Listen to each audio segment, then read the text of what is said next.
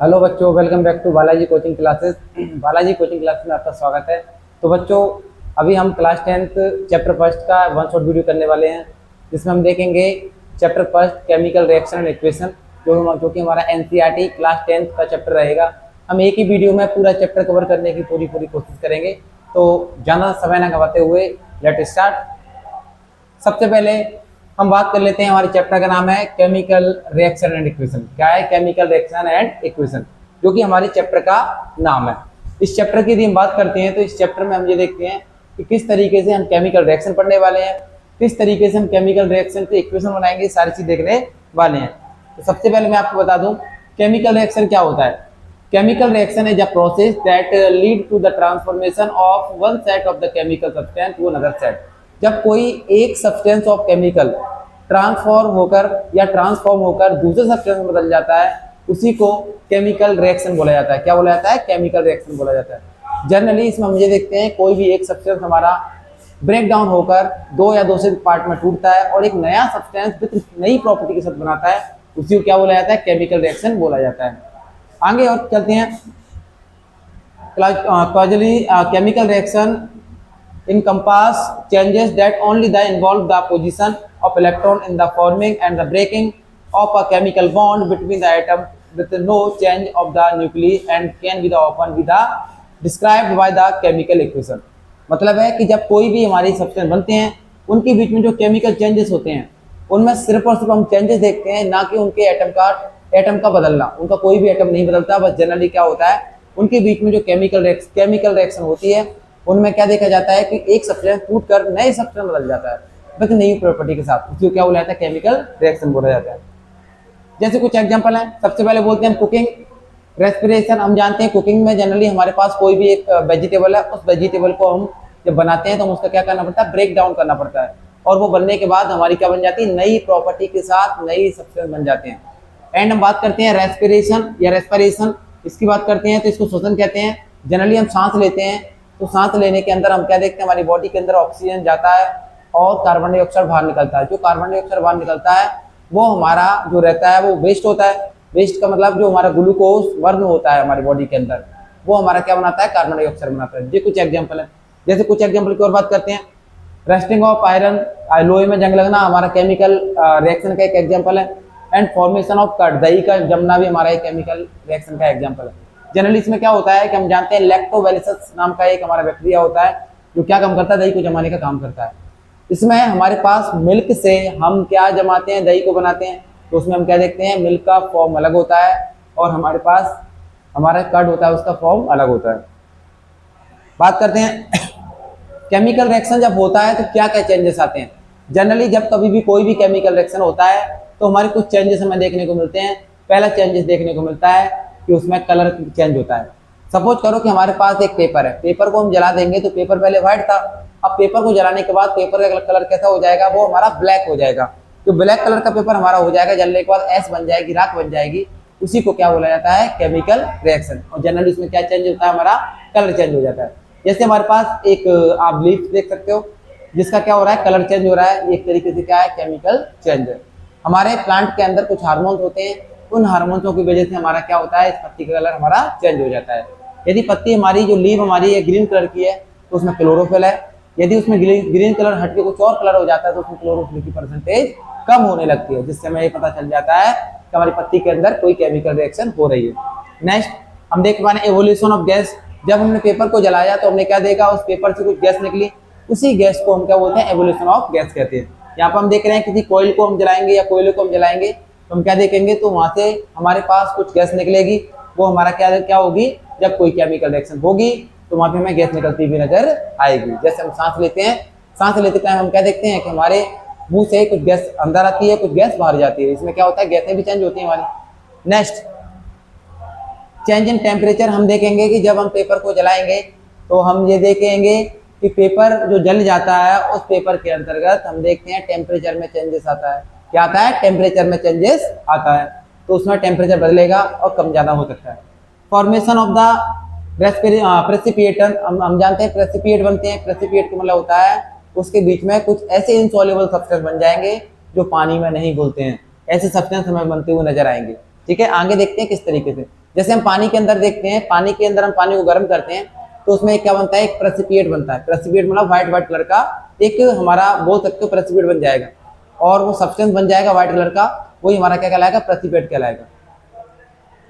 आगे बात करते हैं केमिकल इक्वेशन क्या होती है। केमिकल इक्वेशन की बात करते हैं तो हम देखते हैं chemical equation is the symbolic representation of chemical reaction, the form of the symbol and the formula. जब हम केमिकल रिएक्शन को सिंबल और फॉर्मूले के रूप में लिख देते हैं, उसी को क्या बोला जाता है, हमारे पास केमिकल इक्वेशन बोला जाता है। सिंबल और फॉर्मूला क्या होते हैं उनकी बात कर लेते हैं। सपोज करो एक एग्जांपल है, मैग्नीशियम के साथ हमने ऑक्सीजन जोड़ा तो हमारे पास क्या बन गया, मैग्नीशियम ऑक्साइड बन गया। क्या बन गया हमारे पास, मैग्नीशियम ऑक्साइड बन गया। अब इस मैग्नीशियम ऑक्साइड जो हमारे पास बन गया है, ये हमारे पास क्या है, केमिकल रिएक्शन है। यदि हम इसकी इक्वेशन बनाना चाहते हैं तो इक्वेशन बनाने के लिए हमें क्या कम करना पड़ेगा, मैग्नीशियम की जगह पर Mg लिखना पड़ेगा, ऑक्सीजन की जगह पर हमें क्या O लिखना पड़ेगा। बन क्या जाएगा, मैग्नीशियम ऑक्साइड MgO हमारा बन जाएगा, वो हमारी क्या बन जाएगी, केमिकल इक्वेशन बन जाएगी। The substances that undergo chemical changes in the reaction, जो सब्सटेंसेस किसी भी केमिकल रिएक्शन में पार्टिसिपेट करते हैं उनको रिएक्टेंट कहते हैं, और जिनसे जो मतलब इन सब्सटेंस से जो बनता है उसी को हम प्रोडक्ट कहते हैं। तो हमने दो टर्म देखे, रिएक्टेंट और प्रोडक्ट। रिएक्टेंट क्या होता है, जो कोई भी सब्सटेंस जो केमिकल रिएक्शन में पार्टिसिपेट करता है उसको हम रिएक्टेंट कहते हैं, तथा जो केमिकल रिएक्शन का फाइनल रिजल्ट होता है उसको प्रोडक्ट बोला जाता है। ये भी एग्जाम में कई बार हमसे पूछा जा चुका है। नेक्स्ट देखें, कुछ वर्ड्स इक्वेशन की बात करते हैं। अब words equation show change of the reactant और to the product through and the arrow place between the them. हम जानते हैं कि कोई भी केमिकल रिएक्शन होती है उनके बीच में हम क्या देखते हैं, एक एरो हम लगाते हैं। क्या लगाते हैं, हम एक एरो लगाते हैं। जो एरो इसके बीच में लगाया जाता है वो हमारे पास क्या बताता है, वो हमारे पास बताता है कि रिएक्टेंट और प्रोडक्ट हमारे सेपरेट है। रिएक्टेंट से क्या बना लिया हमने, प्रोडक्ट बना लिया। The reactant are written in the left side. हम जानते हैं कि जो भी रिएक्टेंट होते हैं वो लेफ्ट साइड में लिखे जाते हैं, ठीक है। और ये कैसे होते हैं, विद द प्लस साइन, इनके बीच में क्या होता है, प्लस साइन देखने को मिलता है। ऐसे हमारा प्रोडक्ट होता है, प्रोडक्ट हमारे राइट साइड में लिखा जाता है, इनके बीच में प्लस साइन आ सकता है। The arrow head point toward the product and the show the direction of the reactant. जो इनके बीच में एरो लगाया जाता है वो हमारा रिएक्टेंट और प्रोडक्ट की डायरेक्शन को बताता है।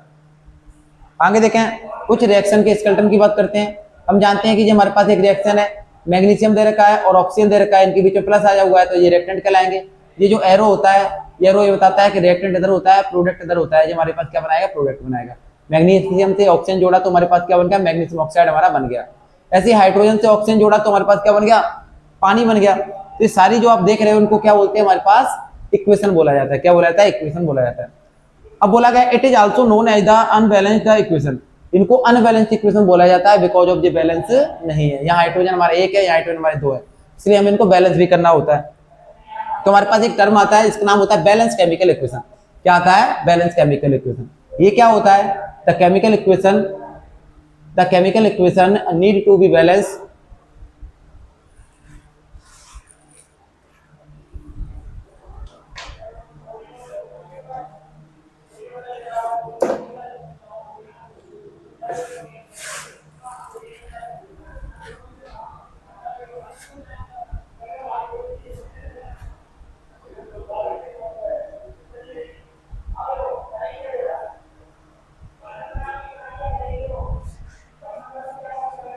अब हम बात करते हैं balance chemical equation. The balance chemical equation need to be balance so that it follow the law of the conservation of mass.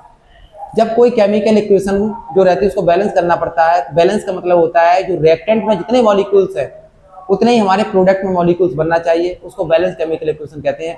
Balance chemical equation करना इसलिए जरूरी होती है क्योंकि हमारे पास एक लॉ होता है, कंजर्वेशन लॉ ऑफ मास। ये बोलता है कि mass neither be created nor be destroyed but it convert one form to another form. Mass को ना तो हम बना सकते हैं ना ही हम इसको मिटा सकते हैं, बस हम एक फॉर्म से दूसरे फॉर्म में कन्वर्ट कर सकते हैं। इसीलिए हमें क्या कम करना पड़ता है, केमिकल इक्वेशन को बैलेंस करना पड़ता है। देख रहे हैं रिएक्टेंट एंड प्रोडक्ट, ये दोनों हमारे क्या होते हैं, जितने मॉलिक्यूल रिएक्टेंट के होंगे उतने ही मॉलिक्यूल हमारे क्या होंगे, प्रोडक्ट के होंगे। उसी को हमारा क्या बोला जाता है, बैलेंस केमिकल इक्वेशन बोला जाता है।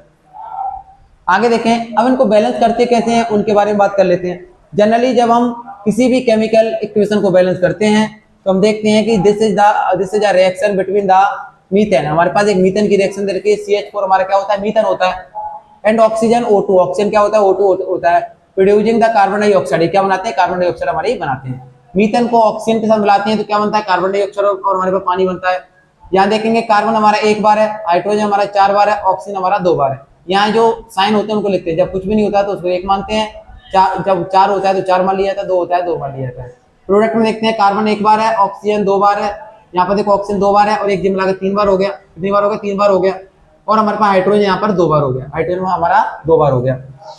अब हम ये देख पा रहे हैं कि यहाँ कार्बन 1 था, बैलेंस था, यहाँ हाइड्रोजन 2 है, सॉरी 4 है, यहाँ हाइड्रोजन हमारे 2 है, इनको बैलेंस करना पड़ेगा। तो हमें यहाँ पे कितने का मल्टीप्लाई करना पड़ेगा? 2 का मल्टीप्लाई करना पड़ेगा। ऐसे ही ऑक्सीजन है हमारा, यहाँ पे 2 है, यहाँ पर 3 है, तो हम क्या कर सकते हैं, जब 2 का मल्टीप्लाई करेंगे तो हमारी बैलेंस केमिकल इक्वेशन बनने लगेगी। जैसे देखिए हमने इस तरीके से इनको बैलेंस करा। हमने क्या कम करा, यहाँ पर हम देखा मीथेन था हमारे पास, कार्बन डाइऑक्साइड था, हमने 2 का मल्टीप्लाई कहा ऑक्सीजन में कर दिया। आप देख सकते हो यहाँ पर 2 का मल्टीप्लाई ऑक्सीजन में किया तो हमने क्या देखा, ऑक्सीजन का मतलब है हमने वाटर में कर दिया, मतलब पानी में कर दिया। तो यहाँ पर हाइड्रोजन 4 हो गए और ऑक्सीजन हमारे 4 हो गए, ऑक्सीजन 4 हाइड्रोजन 4 हमारी बैलेंस इक्वेशन हो जाएगी। लेकिन हम ये देख पा रहे हैं कि यहाँ 4 है ऑक्सीजन, यहाँ हमारा 2 है, तो हम 2 का मल्टीप्लाई यहाँ कर देंगे तो हमारा काम हो जाएगा, हमारी इक्वेशन बैलेंस हो जाएगी। तो हमने 4 का मल्टीप्लाई कर दिया, सॉरी 2 का मल्टीप्लाई कर दिया तो ऑक्सीजन हमारा क्या हो गई, बैलेंस हो गई। इसी को बोला जाता है बैलेंस केमिकल इक्वेशन बोला जाता है।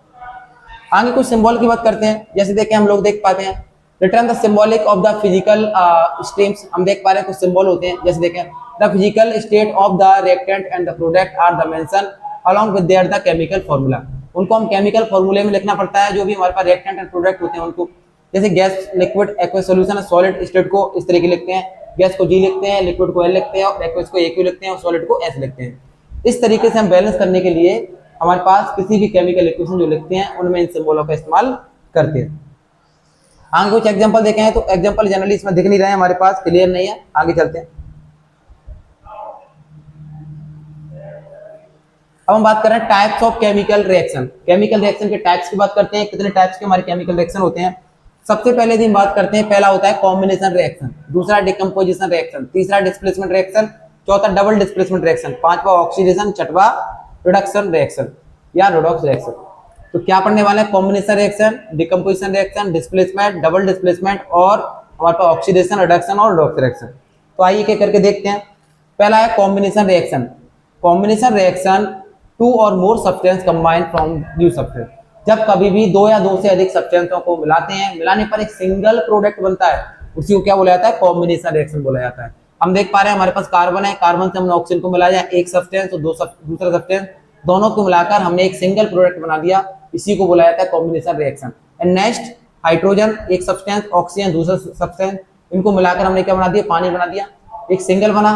जब कभी भी 2 या 2 से अधिक सब्सटेंसों को मिलाते हैं, उनसे बनने वाला प्रोडक्ट सिंगल होता है, उसको क्या बोला जाता है, कॉम्बिनेशन रिएक्शन बोला जाता है। नेक्स्ट बात करते हैं डीकंपोजिशन रिएक्शन। डीकंपोजिशन रिएक्शन में क्या होता है कि एक सिंगल रिएक्टेंट ब्रेक डाउन होता है 2 या 2 से अधिक सब्सटेंस में। हम देख पा रहे हैं in a decomposition reaction single compound break down into product 2 or more similar substance. क्या होता है, एक सिंगल सब्सटेंस या रिएक्टेंट 2 या 2 से अधिक प्रोडक्ट टूटता है और हमारे पास क्या बनता है, एक नई चीज बन जाती है, उसी को डीकंपोजिशन रिएक्शन बोला जाता है। Decomposition reaction take place when the energy is supplied in the form of the heat, electricity and light. जो डीकंपोजिशन रिएक्शन होती है वो 3 तरीके से अपन इसको कर सकते हैं। पहला हीट के द्वारा, दूसरा इलेक्ट्रिसिटी के द्वारा, तीसरा लाइट के द्वारा। पहला क्या था, हीट, दूसरा इलेक्ट्रिसिटी, तीसरा लाइट। इन 3 तरीके से हम इसमें डीकंपोज कर सकते हैं। कैसे करते हैं आइए देखते हैं। सबसे पहले इलेक्ट्रो डीकंपोजिशन रिएक्शन है या इलेक्ट्रोलाइसिस बोलते हैं इसमें। इसमें जनरली क्या होता है, एक हमारे पास कंटेनर होता है, हम क्या कर सकते हैं, इस कंटेनर के अंदर एनोड और कैथोड लगाते हैं, 2 हमारे पास इलेक्ट्रोड लगाते हैं। और हम जैसे इसके अंदर इलेक्ट्रिसिटी पास कराते हैं तो हम क्या देखते हैं, यहाँ पानी का डिकम्पोज होना चालू हो जाता है। जब पानी डिकम्पोज होता है, इवन यहाँ पर हमारे पास इनके जो इलेक्ट्रोड लगे हैं ये भी डिकम्पोज या टूटने लगते हैं, उसी को बोला जाता है इलेक्ट्रो डिकम्पोजिशन रिएक्शन या इलेक्ट्रोलाइसिस। देखते हैं, when a substance is the decompose by passing electricity the process called electro decomposition. जैसे पानी है, पानी को हमने गर्म किया, गर्म करने पर हाइड्रोजन अलग हो गई और ऑक्सीजन हमारा अलग हो गया। ऐसी रिएक्शन को हम क्या बोलते हैं, इलेक्ट्रो डिकम्पोजिशन रिएक्शन या इलेक्ट्रोलाइसिस। नेक्स्ट बात करते हैं थर्मल डिकम्पोजिशन रिएक्शन। इसमें क्या होगा, when a substance decompose on the heating it is called the thermal decomposition reaction. जब हम किसी भी सब्सटेंस को डिकम्पोज करते हैं, इसके द्वारा जब हम उसको हीट देते हैं या गर्म करते हैं तो उससे बनने वाली रिएक्शन क्या कहलाती है, थर्मल डिकम्पोजिशन रिएक्शन कहलाती है। जैसे CaCO3, ठीक है, कैल्शियम कार्बोनेट को हमने गर्म किया तो हमने क्या देखा, इसको हमने हीट दिया तो कैल्शियम ऑक्साइड अलग हो गया और कार्बन डाइऑक्साइड हमारा अलग हो गया। ये जो देख रहे हैं इसको बोला जाता है थर्मल डिकम्पोजिशन रिएक्शन हमारा बोला जाता है। नेक्स्ट बात करते हैं फोटो डिकम्पोजिशन रिएक्शन। इसमें क्या होगा, जब कभी भी हमें कोई भी चीज का डिकम्पोज करना होगा, तोड़ना होगा, तो हम क्या काम करते हैं, उसमें हम ये देखते हैं कि हमारे पास जो डिकम्पोजिशन होता है वो फोटो के द्वारा होता है, मतलब सनलाइट के द्वारा होता है। इसमें हम ये देखते हैं कि सिल्वर ब्रोमाइड हमारे पास है, इसको सनलाइट देते हैं तो क्या होता है, ये रिएक्शन हमारी टूट जाती है, सिल्वर अलग हो जाता है और ब्रोमीन हमारा अलग हो जाता है। जनरली जो भी हमारी मेडिसिन आती है बच्चों वाली, जो बच्चे मेडिसिन पीते हैं, जो भी सिरप आते हैं उनके, तो उनमें सिल्वर ब्रोमाइड मिला होता है, जिस वजह से क्या होता है 3 दिन बाद वो खराब हो जाती है। कोई भी एंटीबायोटिक की बात करते हैं वो हमारी कैसी आती हैं, डार्क बोतलों में आती हैं, क्योंकि यदि वो सनलाइट से कॉन्टेक्ट करेंगे तो उनसे क्या हो जाएगा, वो हमारी खराब हो जाएंगी, उनके अंदर पॉइजन है, जहर बन जाएगा। तो इसको बोला जाता है थर्मल डिकम्पोजिशन रिएक्शन बोला जाता है। नेक्स्ट बात करते हैं, हमारे पास देख रहे हैं एक रिएक्टिविटी सीरीज होती है, ऐसी सीरीज जिसमें जितने भी हमारे पास एलिमेंट है उनको हम अरेंज करते हैं उनके डिक्रीजिंग ऑर्डर में, किसी भी डिक्रीजिंग ऑर्डर में, या उनको जो एलिमेंटों को हम अरेंज करते हैं उनको रिएक्टिविटी सीरीज कहते हैं। जैसे बात करते हैं पोटेशियम ज्यादा रिएक्टिव होता है, सोडियम उससे कम, कैल्शियम उससे कम, इस तरीके से रिएक्टिविटी सीरीज चलती है। इसी को बोला जाता है रिएक्टिविटी सीरीज, जिसमें क्या होता है एलिमेंटों को उनके घटते हुए क्रम के आधार पर अपन अरेंज करते हैं। डिस्प्लेसमेंट रिएक्शन, नेक्स्ट क्या है डिस्प्लेसमेंट रिएक्शन। ये क्या होती है, इसमें एक मोर रिएक्टिव एलिमेंट डिस्प्लेस हो जाता है लेस रिएक्टिव एलिमेंट से। क्या मतलब है कि जिंक के रिएक्शन कॉपर सल्फेट से कराते हैं तो कॉपर हमारा क्या होता है, कॉपर हमारा कम रिएक्टिव होता है, जिंक हमारा ज्यादा रिएक्टिव होता है। जब ये आपस में एक दूसरे को डिस्प्लेस कर दे तो जिंक सल्फाइड बना लेता है, जिंक सल्फाइड बना लेता है और कॉपर को अलग कर देता है।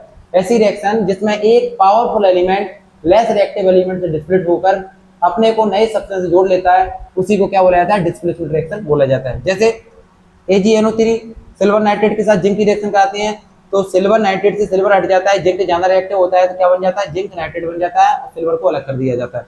तो ऐसी रिएक्शन हमारी क्या कहलाती है, डिस्प्लेसमेंट रिएक्शन कहलाती है। नेक्स्ट बात करते हैं डबल डिस्प्लेसमेंट रिएक्शन। ऐसी रिएक्शन जिसमें आयनों का एक्सचेंज होता है। आयनों का एक्सचेंज का मतलब है कि हमारे पास दो बड़े बड़े सबसे रिएक्टेंट दिए होंगे, उनसे क्या होगा कि दो ही छोटे मतलब बड़े बड़े हमारे पास प्रोडक्ट बनेंगे। जैसे बेरियम क्लोराइड हमारे पास है, सोडियम सल्फाइड हमारे पास है, बेरियम का Ba+ और सोडियम का Na2+, ये क्या काम करेंगे, SO4 से Ba जुड़ जाएगा और NaCl हमारा नमक बन जाएगा। तो ऐसी रिएक्शन हमारी क्या कहलाती है, डबल डिस्प्लेसमेंट रिएक्शन कहलाती है। तो हम क्या बोलेंगे, the reaction in which exchange of ion take place is called double displacement reaction. आगे देखें, एक होती है हमारे पास प्रेसिपिटेट रिएक्शन। प्रेसिपिटेट रिएक्शन क्या होती है, ऐसी रिएक्शन जिसमें प्रोडक्ट के रूप में इनसॉल्युबल सब्सटेंस बनता है।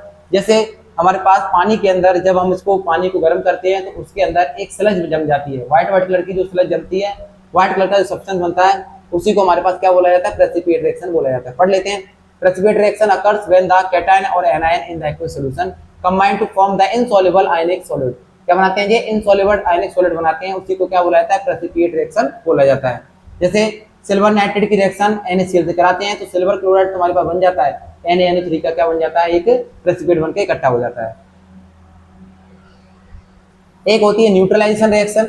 न्यूट्रलाइजेशन से नाम से पता चल रहा है, ऐसी रिएक्शन जो किसी भी चीज को न्यूट्रलाइज कर दे। बात कर लेते हैं, neutralisation reaction is a types of double displacement reaction. एक ऐसी रिएक्शन होती है, डबल डिस्प्लेसमेंट रिएक्शन होती है। इन द रिएक्शन हाइड्रोजन और OH- combine to form the HOH। क्या बनाते हैं, ये HOH बनाते हैं जब हाइड्रोजन और OH मिलाते हैं तो, और H2O और द वाटर मॉलिक्यूल, या क्या बनाते हैं, वाटर मॉलिक्यूल्स हमारे बना लेते हैं। A salt is the product of an the acid base reaction. इसमें क्या होता है, जनरली एसिड और बेस को आपस में मिलाते हैं तो उनसे जो रिएक्शन बनती है उसी को क्या बोला जाता है, हमारे पास न्यूट्रलाइजेशन रिएक्शन बोला जाता है। एक बार क्विक तरीके से देखते हैं। अभी हमने क्या देखा, टाइप्स ऑफ रिएक्शन में कॉम्बिनेशन मतलब जोड़ना, डिकम्पोज मतलब तोड़ना, डिस्प्लेसमेंट मतलब हमारे पास क्या होता है, कोई चीज आके डिस्प्लेस हो जाना, और डबल डिस्प्लेस मतलब होता है आयनों का एक्सचेंज कर लेना। इतना सा हमने देखा, इसके आगे हम कल कंटिन्यू करेंगे। आज के लिए इतना ही। ऐसी चैनल से जुड़े रहें, बहुत बहुत धन्यवाद। और आप चैनल को आगे तक बढ़ाएं, आपका प्यार इस चैनल को बहुत आगे लेकर जाएगा। बहुत बहुत धन्यवाद। हमने देखा कि इस वीडियो को पूरा कवर करने की कोशिश की थी, लेकिन हमने इस वीडियो को आधा कर दिया है। कल इसके आगे कंटिन्यू करेंगे। ये था हमारा चैप्टर फर्स्ट साइंस क्लास 10। बहुत बहुत धन्यवाद। आगे इसी तरह चैनल से बने रहें। बहुत बहुत धन्यवाद। जय हिंद, जय भारत।